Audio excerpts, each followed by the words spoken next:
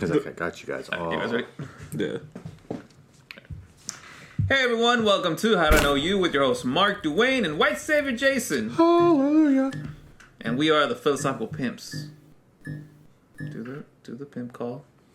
Do the pimp call. Ah! Do the pimp call. Ah! I ain't doing that shit stupid. Y'all look dumb. Alright, let's just start it off right away. Please leave a 5-star review, all that shit, blah, blah, blah. Anyways, today's, we're going to start with a question we teased last week. Is it allowed to ask someone you're dating if their family has mental health issues in their genes? And we're going to preface this with, it's already at a point where the relationship is serious. So take it away, fellas.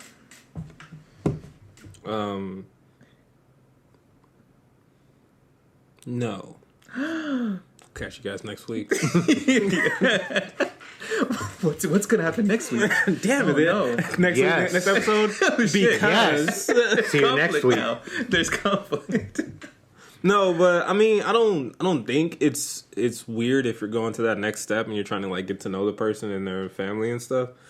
However, I would say, I guess, prepare that it might lead to some shit. Like, you might open a box that, you know, might jeopardize whatever you guys had. Because a lot of people don't like to get into that because they have their own, either they don't want to deal with it or they feel like it's not it's not about them. It's about their family. It has nothing to do with them and shit. Yeah. So I've known some people too who, like, especially in the black community, who they don't talk about that shit. They don't talk about the mental health shit or whatever because they feel like it's more of a sign of weakness than it is like something to be like, oh really? Go, my friend has this or my mom has this. They look at it like, no one in our family's weird. You're weird if you talk about that shit. So Yeah, which we could get into it later, but that's a whole other fucking Right. issue of like making that kind of community not focus on mental health.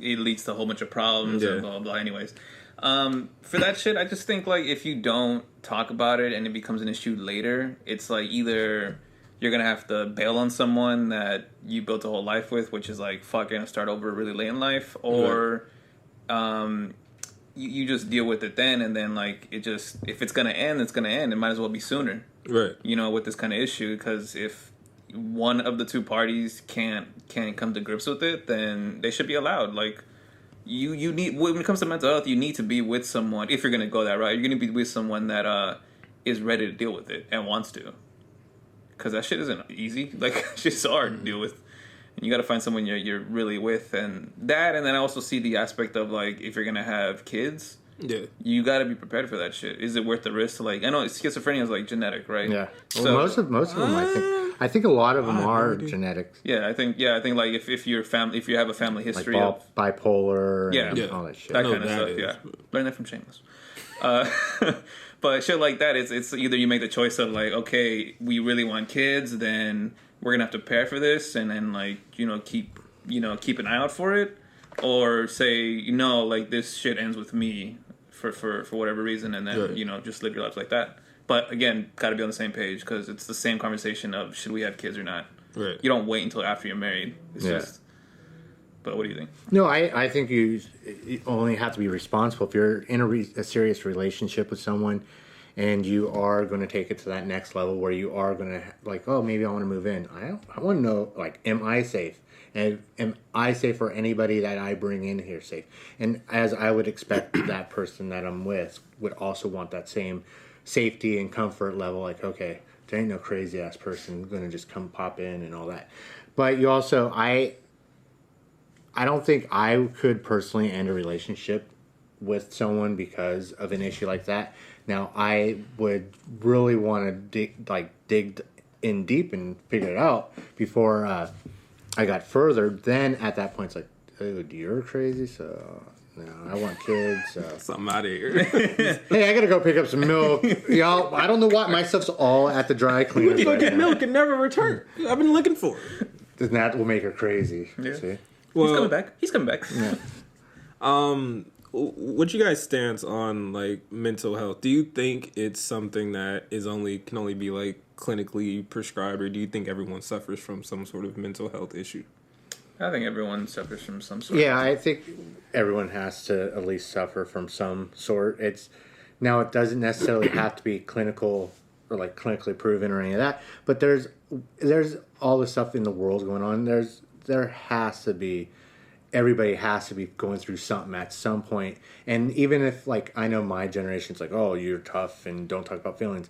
It's like, no, even if I don't talk about it, I'm still dealing with mentally. Yeah. And that's one of the issues too. Not talking about it leads it to get worse. And that's the thing. It's like, oh, if you're in there and you're having a conflict, you're having a mental issue at that moment. So yeah, and it could be something simple. Like we talked about before on this show, where people that grew up where we grew up, all of us, all suffer from like at least a little bit of PTSD without even realizing it. Yeah, Dwayne's at an episode right now. It's not crazy. I'm fucking. He's ready to explode, man. Nah, but I'll get super honest. Like I've had to have those conversations with my wife because my wife doesn't understand like how I see shit when it comes to certain situations, and I explained to her, I'm like, well, it's because this is how I was raised, so this is why I have these things where I'm like, nah, I'm not, I can't do that way, or like it'll bother me to do it a different way because I feel like nah, man, like I don't know about that, and those are real. Like you have to have someone if you're gonna like get married or just be in a serious relationship that's willing to listen to you. Because I saw a video this week. It was on Instagram, and I thought that shit was crazy, but it was a girl who was saying that she was saying that women don't want to deal with men's emotional baggage. They should just come in and like she's like, I only want to talk about fun stuff. Like let's talk about like, you know, going out. Let's talk about this. Let's talk about that. She's like, I want to hear about your friend being shot. I want to hear about what you went through. And I was like, holy fuck, that is fucked up. Go find a friends with benefits. That's what that's for. But I was just like, it's crazy because this was someone who now we're getting to that age where we're almost we can be considered old like this guy. But it's like this is the younger generation. You know what I mean? So I'm like, damn. I know there's a lot of people who are probably in relationships where they don't talk about anything of that sort. They probably have so many fucking issues going on because they can only talk to their friends, or maybe their friends aren't here anymore because whatever fucking reason or whatever. Is she suffering from something too because she doesn't want to deal with it? She's like, no, I can't fucking hear it, and maybe that triggers something in her. It's like, oh, it's all the fucking like weird ass web of mental health issues. Yeah, and that's to me that's something that's super needed when it comes to just any relationship. If you can't talk about certain things, then I don't know how strong it's gonna be if like your partner isn't willing to listen to, you know, like the shit that actually does trouble you. Okay, what about this then? Since we're all in relationships, how do you bring it up to your partner? Like, what's the bitch, you crazy? Yeah, that's the right way. Everyone do as Jason does. He is the savior. He will save your relationship with bitch, you crazy. Simple as that. It's simple as that. Like, why not? It's bitch, why you crazy? Oh shit! You gotta why? No, but how do you bring it up with that? It, like, what's the best way to bring it up? Honestly, like, is it personal to everyone? What would you do? I think it's personal to everyone. I know for me and my wife, it's like she saw firsthand a lot of the shit that went on in my family, but. She like the conversations we had to have, they were tough, but it was just like, yeah, this is what's going on. This is what is happening. This is what we feel like is happening. Nothing's been done about it. Like, and I'm trying to be the person that doesn't fall into that category of these people who just let this shit happen, you know, but it was it came probably at a bad time because it was after like a whole bunch of shit had happened. But once we got there, I felt even more like, okay, I definitely knew this person was the person that I was gonna be with and who would understand this shit. Because that's hard. That's something that like we've had those conversations like, and us as friends and like in the small circle we have, like people know we know the people we've had those conversations with. And it's something that is just is like difficult because you feel like a lot of people won't understand the show. They're gonna be like, nah, man, like, nah, that's the crazy part about it. Everyone has that feeling like, nah, man, I'm in an island by myself thinking, but everyone is thinking the same thing. It's just like, why doesn't that ever like cross over for more people that like, oh, if I think I'm by myself and everyone else thinks by themselves, let's just be, you know, like by ourselves together kind of shit. Yeah. It's just weird. But I mean, how would you, if you suspected, let's say your wife when you were dating, how do you bring it up? Well, if it was on her, then I'd be like, all right, like, there, Doubles what, down. Bitch, you what are your issues? What, and see if I can try to help. right. But Like, he's choking like, up.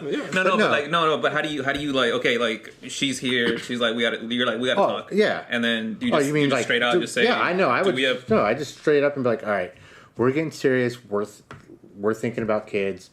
We have to cross this. I know XYZ in your family, and is there anything else, but beyond that circle, that medical, mental, that we need to look at. That's nice. Make it part of like a list. But, Like, okay, like, you're just going through. You're doing the check and balances. But obviously, you're going to get that when you're starting to meet their inner family, because you're going to hear it in conversations. Yeah. So you can always play it off of that, because you're going to have to make it personal to you. So you listen for those cues. Good thing with my wife's family, like her aunt had Asperger's. okay. So it was, you could, like, when you met her, it was there. You weren't like, oh, you knew, you're like, oh, the shit, there's something there. Mm-hmm. But then, if people don't know, Rain Man, Dustin Hoffman's character had Asperger's. So super smart. So she was just different. Yeah. And she was an awesome person and had some awesome conversations with. She heard a lot of people with Asperger's have like their one thing they really obsess on. Hers is John Wayne. She'll tell you everything about John Wayne. Cool. Yeah. But yeah, so we had that conversation like, okay, well, guess what? I have a second cousin who also had Asperger's. So now this is a possible gene that could be passed. Right. Is this something we're okay with? Yeah. So yeah, it's cool making it like this is like if you're gonna have talking about for kids, make it as part of the checklist. But you like, also got to remember, we started later in life, so we're already in our 30s. more when we're mature getting married. than We're most. like, let's figure this out. If I was 20 years old, I'm like, bitch, are you crazy? Like, Yeah. seriously, that's how I would have been. But see, I don't think a lot of people, because we are talking from like an older perspective. I don't think a lot of younger people think about that shit. No, because a lot of younger people think like, oh, love is forever. And Yeah. it's nothing's ever gonna happen to us, and we're gonna survive everything. It's just it's a romantic view on life, and you know it's because of movies and TV and shit like that. Damn, I sound old.